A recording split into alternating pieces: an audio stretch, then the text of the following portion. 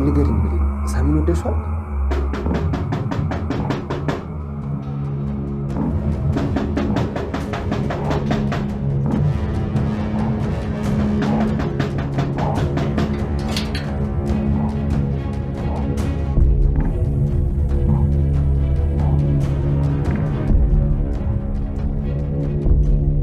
የጠላቶቼ ወዳጅ፣ የመበቀያ ካርዴ፣ አንቺን በመግደል ነው ጠላቶችን የማስለቅሰው።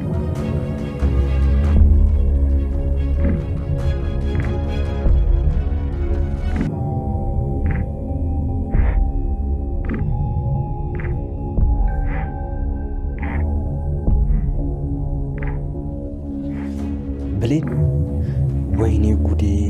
ሌላ ነገር እያሰበች ነው መሰለኝ።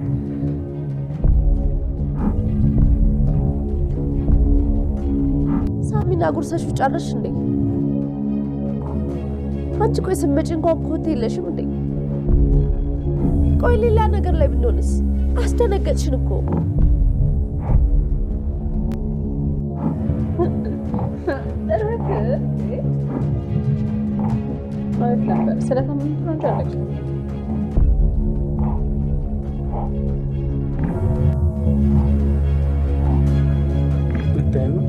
ጫፍኛ እንዴ?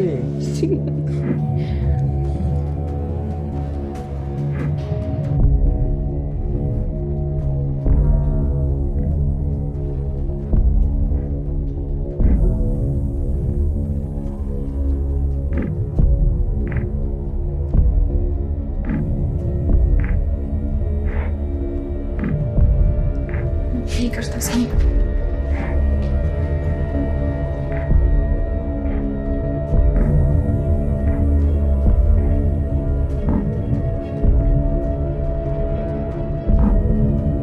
አቶ በኃይሉ በሰራው እንግዲህ ሴራ ቀጥታ ማለት ነው ብሌንን መግደል እንዳለበት በመጀመሪያ ማለት ነው። ያ ማለት እንግዲህ ሳሚንና እንዲሁም ደግሞ ሰላምን ብሌንን እንዲያጠፋ የላከው ግለሰብ ማለት ነው ወደዛ ቤት የሚገባው እንዲሁም ደግሞ የአቶ በኃይሉ ልጅ ነው በሚባል መልኩ ነው ማለት ነው። ምክንያቱም ከዚህ በፊት ወደ ደብረ ዘይት አግብቼ ነበረ። ያው ማለት አግብቼ ሳይሆን እንደዚሁ እኔና እሷ ተስማምተን ስንኖር ነበረ። እንዲሁም ደግሞ ያው ልጅ እንዲሁም ደግሞ እንዳረገዘች ስትነግረኝ ግን ደግሞ እኔ ሚስቴንም ልጅንም ጣጥያቸው ወደ ሌላ ሀገር ሄድኩኝ። ስለዚህ ሰላም አሁንም የኔ ልጅ ነው ብላት በእርግጠኝነት ወደ ቤት ታስገባሃለች። ስለዚህ ወደዛ ቤት የምትገባበት ዋነኛው ቁልፉ ይህ ይሆናል በማለት እንግዲህ አቶ በኃይሉ እንዲሁም ደግሞ ሳሚንና ብሌንን እንዲሁም ደግሞ ሰላምን ማለት ነው እያንዳንዳቸው እንዲያጠፋላቸው እስከ ዛሬ ማለት ነው ሲጠብቀው የነበረውን ነገር አሁን ላይ እውን እንደሚሆን ማለት ነው። እያንዳንዱን ነገር የአባትህና የእናትህ ገዳይ ማን እንደሆነ የምነግርበት ጊዜ ደርሷል። ስለዚህ ፍትህን ደግሞ የምታደርግበት ጊዜ ነው በማለት እንግዲህ እያንዳንዱን ነገር እንዲሁም ደግሞ ቤተሰቦቹን ላጠው ግለሰብ እስከ ዛሬ የኔም ቤተሰቦች ማን ነው የገደላቸው? እንደው እነሱን ባገኛቸው ቁርጥርጥ ነው አድርጌ የምገላቸው ያለ ቤተሰብ ያለ አባት ያለ እናት ያሳደግኩኝ በማለት እንግዲህ በነገራችን ላይ አቶ በኃይሉን ጋሼ አባቴ በማለት እንግዲህ የሚጠራው አቶ በኃይሉም እጅግ በጣም ያው የጓደኛው ወይንም ደግሞ ልክ እንደ ወንድም ሲያየው የነበረው ማለት ነው የጓደኛው ልጅ እንደሆነና ልክ እንደ ልጁ እንደሚያየው ያው ሁሉ ነገር ጊዜው እስከሚደርስ ነበር እስከ ዛሬ ጠብቅ ያልኩ። አንተ ስለምንም ስለሰውም እንድታዝን በፍጹም አልፈልግም፣ ልብህ እንዲራራ አልፈልግም። ምክንያቱም እናትና አባት ግን የገደሉትን ግለሰቦች የግድ መበቀል አለብህ። እስከ ዛሬ 5 ዓመት ሙሉ ስጠብቀኝ አልነበር? ስለዚህ ደግሞ አሁን ላይ እውነቱን እነግራለሁ፣ ቀጥታ እነሱን በመሄድ ትገላቸዋለሁ በማለት እንግዲህ አቶ በኃይሉ ለልጁ ይናገራል ማለት ነው። በነገራችን ላይ አቶ በኃይሉ እጅግ በጣም ፈርቷል። ምክንያቱም ይህን ነገር የሚናገረው ወይንም ደግሞ ሳሚንም ብሌንንም እንዲሁም ደግሞ ሰላምንም ማለት ነው የሚናገረው ማለት ነው የስህተት ነገሮችን ነው እያተናገረ ያለው። ምክንያቱም ያን ነገር ያደረገው ወይንም ደግሞ የልጁን ቤተሰብ የገደለው ማለት ነው ራሱ አቶ በኃይሉ ነው ማለት ነው። እና ግን ደግሞ ይህን ነገር ያደረገችው እህቴ ሰላም ነች በማለት እንግዲህ የአቶ በኃይሉ እህት እንደሆነች የልጁን ቤተሰብ ያስገደለችው በትክክል ይነግረዋል ማለት ነው። እና እጅጉን በጣም ነበር የደነገጠው ልጁ። ምክንያቱም እሱ እንዴት ይህ ሊሆን ይችላል? እንዴት ያንተ እህት የኔን ቤተሰቦች ልታጠፋ ትችላለች? አስገዳዩስ አጥፊዋስ እንዴት እሷ ትሆናለች? በማለት እጅግ በጣም ማለት ነው በመኮሳተርና ይሁን በቃ በሚያስፈራ አይን ማለት ነው አቶ በኃይሉን ሲመለከተው ነበረ።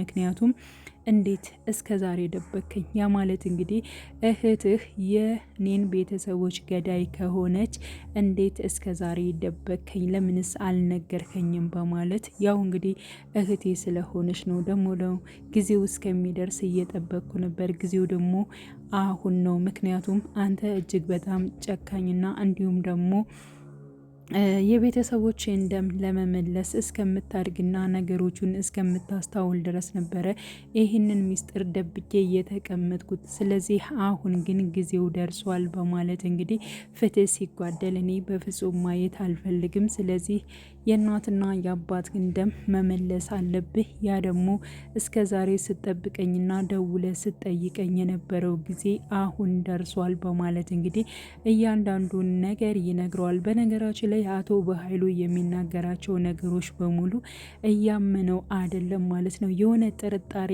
አድሮበታል። ግን ደግሞ አቶ በኃይሉም እጅግ በጣም ነበር የፈራው ማለት ነው። እንዲህ የነገርኩትን የምነግረውን ነገር አላመነኝም እንዴ?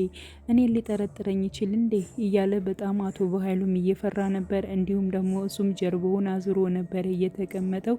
አቶ በኃይሉ ልጁን ለማጥፋት ወይንም ደግሞ በጩቤ ለመውጋትም ሞክሮ ነበረ ማለት ነው። ግን ደግሞ እንዴት እስከ ዛሬ ደበከኝ የሚለው ነገር ነው ጋሼ ውስጤን እያመመኝ። አሁንም ደግሞ ፊት ለፊት አይንህን እያየ ጥያቄ መጠየቅ ስላልቻልኩ ነው ጀርባዬን የሰጠው በማለት እንግዲህ ለአቶ በኃይሉ ይነግረዋል። አቶ በኃይሉም እንደዚያ ነው እንዴ በማለት እንግዲህ ነገሮችን ማለት ነው ያው ቀለል ብሎለታል። እኔ እኮ የነገርኩትን ነገር በሙሉ ወደ ሌላ ያሰበው መስሎኛል። ስለዚህ የነገርኩትን ውሸት አድርጌ የነገርኩትን ታሪክ በእርግጠኝነት አምኖኛል። ስለዚህ የኔ እጅግ በጣም መጥፎ የምላቸው ወይንም ደግሞ የምፈልገውን ነገር እንዳገኝ በቃ ሁልጊዜ መሰናክል የሚሆኑ ግለሰቦችን ሳሚንና ብሌንን እንዲሁም ደግሞ ሰላምን ማለት ነው በተደጋጋሚ እኔ ራሱ ላጠፋቸው ሞክሬ ነበረ። ግን ደግሞ በፍጹም የነሱ ነፍስ ሊጠፋ አልቻለም በማለት አሁን ላይ ግን አንተ መተሃል፣ ሁሉን ነገር ታከናውነዋለሁ፣ አምናለሁኝ፣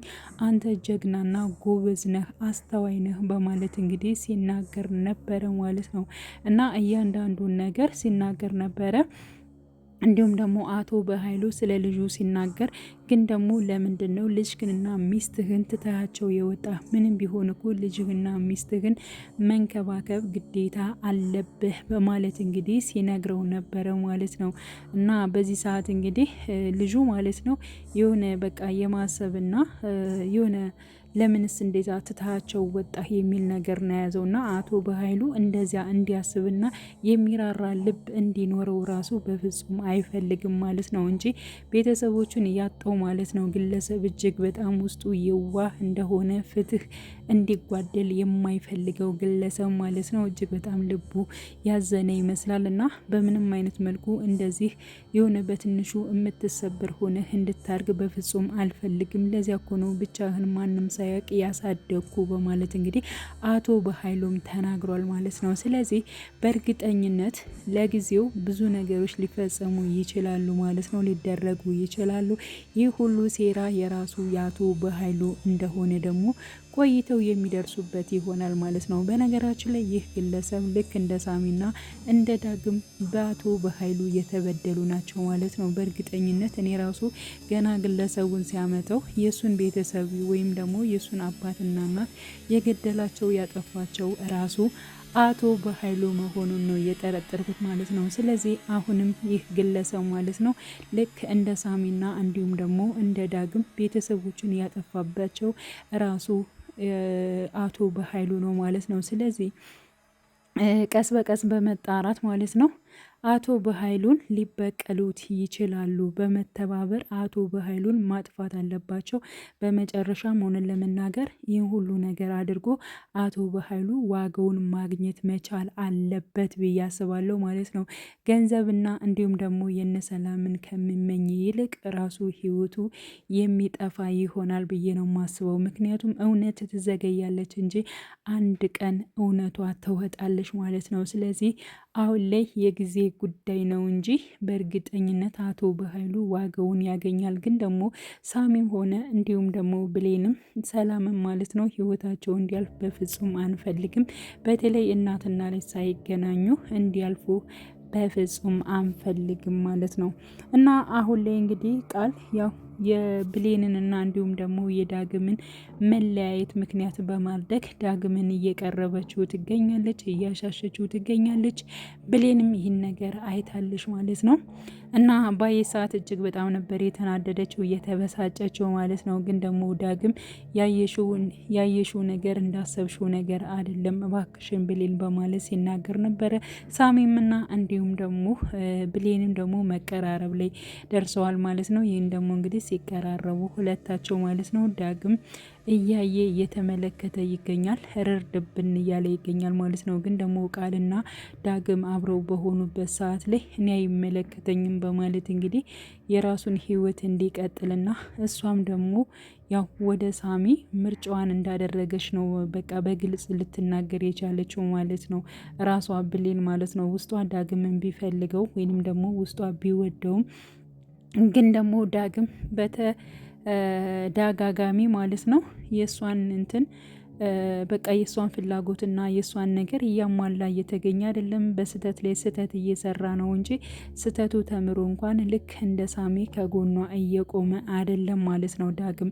እና በዚህ ምክንያት እጅግ በጣም ብሌን እየተበሳጨች እየተናደደች ትገኛለች። ስለዚህ የምትፈልገውን የምትወደውን ዳግምን ትታ እንዲሁም ደግሞ ወደ ሳሚ የምትሄድበት ነገር እየቀረበ መጥቷል ማለት ነው። ሳሚና እንዲሁም ደግሞ ብሌን እየተቀራረቡ መጥተዋል። እንዲሁም ደግሞ ሳሚ ከብሌን ጋር እጅግ በጣም እየተቀላለዱ እየተጫወቱ እየተቀራረቡ ይገኛሉ። በዚህን ሰዓት እንግዲህ ራሱ ዳግም አይቷል ማለት ነው። እና ያው ከዚህ በፊትም ሳሚ በተደጋጋሚ ነግሮታል። በእርግጠኝነት እኔ ራሷ ብሌንን እወስዳታለሁ፣ እሷ ደግሞ እኔን ምርጫ ታደርገኛለች እያለ ሲናገር ነበረ ማለት ነው።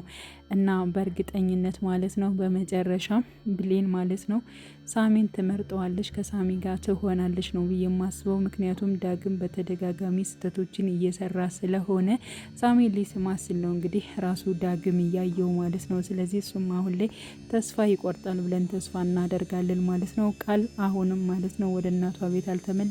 ምክንያቱም እንደ ብሌን ስርዓት ያላት ልጅ እንድትሆን ወይዘሮ ገነት እየቀጣቻትና እንዲሁም ደግሞ እያስተማረቻት ትገኛለች። የምታስተምራት ወይንም ደግሞ እንትን የምትላት ነገር ምንድን ነው? ያው እቃ እያሳጠበቻት እንግዲህ የቤት ነገሮችን እያስተካከለች ማለት ነው። እንዲሁም እንደ ብሌን ጎበዝ እና ስርዓት ያላት ልጅ እንድትሆን ሰላም በእንደዚህ አይነት መልኩ ልጅን እንድታስተምሪልኝ ወይንም ደግሞ ስርዓት ያላት ልጅ እንድትሆን እፈልጋለሁ በማለት እንግዲህ ወይዘሮ ገነትን ነግራት ነበረ። ወይዘሮ ገነትን በተባለችው መሰረት ማለት ነው ቃልን እቃ እያሳጠበቻት ቤት እያስጸዳቻት ትገኛለች። አላጥብም ወይንም ደግሞ አልሰራም በምትልበት ሰዓት ደግሞ ለሰላም በመደወል በመንገድ ትገኛለች። እንዲሁም ደግሞ የምትናገረውን ነገር ማለት ነው በድጋሚ ሰላም ስታወራት ይህን ነገር ማድረግ አለብኝ ማከናወን አለብኝ፣ ያለዚያ ግን ይህን ነገር ካላደረግኩና ካልሰራሁኝ ወደ ሰላም ቤት የምመለስበት ምንም አይነት አጋጣሚ የለም በማለት እንግዲህ ራሷን አሳምነዋለች። በመጨረሻም እንግዲህ አቶ በኃይሉ ግለሰብ የሆነው ማለት ነው ብሌንን እንዲሁም ደግሞ ሳሚን ሰላምን ለማጥፋት ወደዛ ቤት መጥቷል። እጅግ በጣም ከብሌን ጋር ተፋጠዋል። የአቶ በኃይሉ ልጅ ነኝ በማለት ወደ ቤት ውስጥ ይገባል የሚለውን ከቤት ውስጥ ከገባ በኋላ ምን ሊፈጠር ይችላል የሚለውን ነገር ሁላችንም አብረን የምናየው ይሆናል። ውድ የቻናሌ ተከታታዮች ቤተሰቦች በያላችሁበት ሰላማችሁ ይብዛልኝ። ለቤቴ አዲስ የሆናችሁ የደውል ምልክቱን በመጫን ቤተሰብ ይሁኑ ለማለት እወዳለሁ። መልካም ጊዜ ተመኘውላችሁ።